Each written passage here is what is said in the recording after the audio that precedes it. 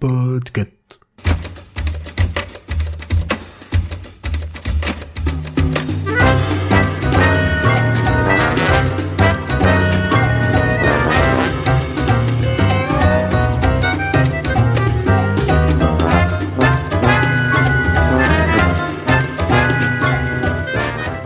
Salut, ici Zu, et ce mois-ci dans Chapitre, je vais vous parler de mon coup de cœur littéraire de l'an dernier.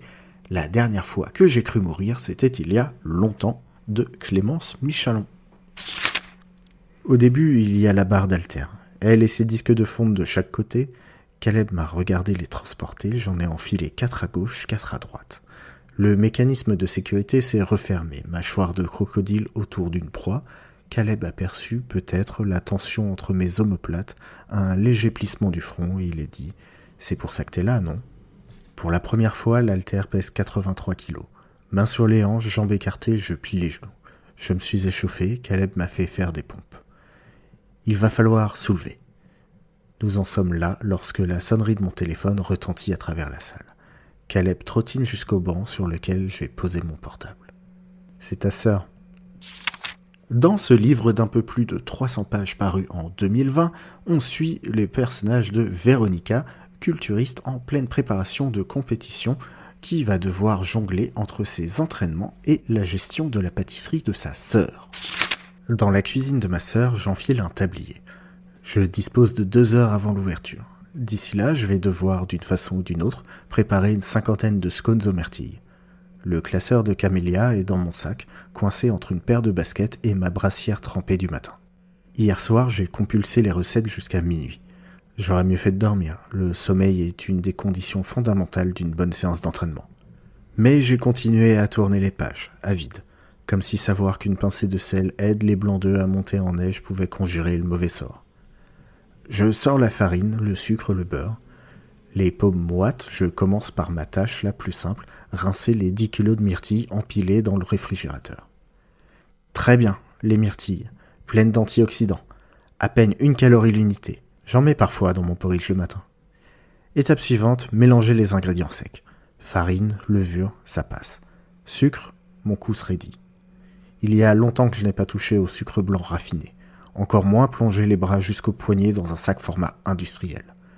Je serre les poings, perds du temps que je n'ai pas, regarde la poudre blanche couler à travers mes doigts. Un sentiment me revient, un vertige que j'ai souvent ressenti en conduisant. Il suffirait d'une pichenette sur le volant. À un moment d'inattention, ma voiture foncerait dans le décor comme un jouet, mon corps exploserait contre le parapet. Un accident est si vite arrivé, je pourrais porter mon poing à ma bouche, verser une poignée de sucre, puis une autre, et une autre encore.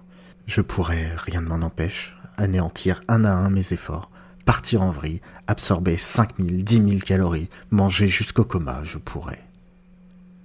Quelque chose, une certaine discipline, l'habitude de réfréner mes pulsions me retient. Je verse le sucre dans le saladier en terre cuite le creuset, grand comme une baignoire pour bébé. Bon élève, je referme le sachet.